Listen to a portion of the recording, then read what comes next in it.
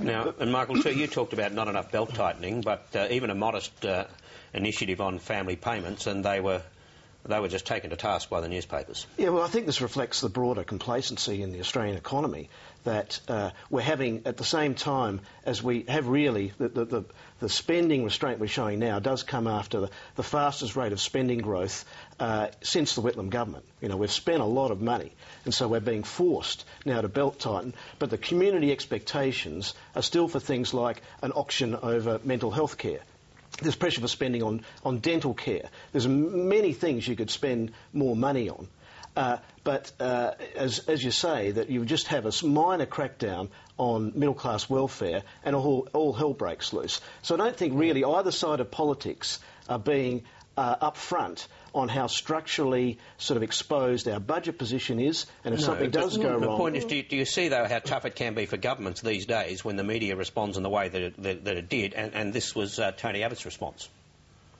What the Coalition will never do is accept the kind of class war cuts which this government excels in. Who says that two school teachers in a household are rich? Who says that a nurse and a policeman in a family are rich? I think what this government is doing is punishing people who aspire to a better life. I don't think a couple on $150,000 is rich. I don't think that at all. But what I do think is that we need a family payment system which is sustainable. Well, the cutbacks to family payments were really kind of modest. I mean, you could have been forgiven for not getting that from the front pages of some of the newspapers, but people would only lose payments if their income increased. So none of the people you saw on the front pages of the papers were actually losing anything as of that day, other than the CPI adjustment to the supplement to their family tax benefit. So they still get the family tax benefit, and it still goes up. And they still get the supplement, but they lose at most $30 per child per year from the supplement to the family tax benefit. I mean, for that kind of reaction to happen to those kinds of cuts really shows that we've gotten very, very used to getting more government money all of the time. And I think it was interesting, some of those same newspapers did a study which came out the Friday before the budget, looking at the actual financial position of Australian families. And it showed that some of those same families with children on $100,000, $120,000 a year were between $8,000 and $12,000 a year better off over the past 5 years. Because of wage increases, tax cuts that are not factored in. Even taking into account inflation. So even taking into account inflation, they have more spending power. Now, clearly, families aren't feeling that. Well, every focus group in the country is telling the politicians that they're not feeling that. And the politicians are accepting it. But there were dozens of case studies, but this one was on the front page of the Herald Sun. Now,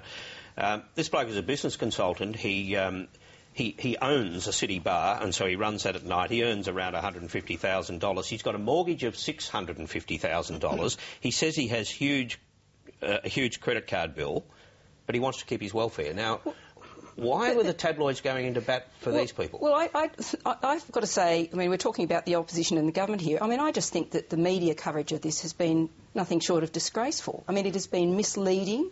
The fact it's referred to family tax benefit cuts for a start. I mean, where did the $150,000 figure come from? It came from the Howard government. There was always a $150,000 cap on family tax benefit A. It's always been there.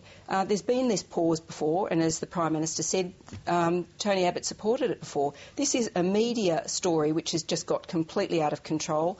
The News Limited tabloids in particular have gone out and there's some extraordinary stories where they've told people that they will be X dollars worse off, which has been wrong, and then said, tell us why you're really cross about this. Now, one of the case study you're referring to, Barry, he's saying the Gillard government has hit them with family benefit cuts. Well, not true.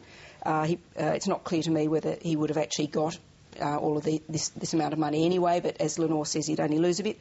Higher flood tax rates, well, you know, they're a temporary thing and they're pretty small. Higher health insurance premiums, well, that's not something that the government really ultimately controls, no matter how much they'd like to talk about it. And a carbon tax, well, we don't know what the carbon tax is yet and whether it'll hit families for how much either. So this whole hysteria has built up, which politicians are obviously playing on and defending. but it's almost an urban myth. I mean, it's just, to me, it's quite a bizarre reaction. I think it goes to that thing that people get something, they pocket it, they put it into their budget and they look for the next thing. So those increases over 5 years have obviously been completely forgotten. What people remember are the things in the CPI basket that are going up fast. Power bills, veggies, food, stuff they buy all the time is going up quickly. And the things that are going down, and that's taken into account in the overall inflation figures, are things they buy less often, like cars and clothes and shoes and computers.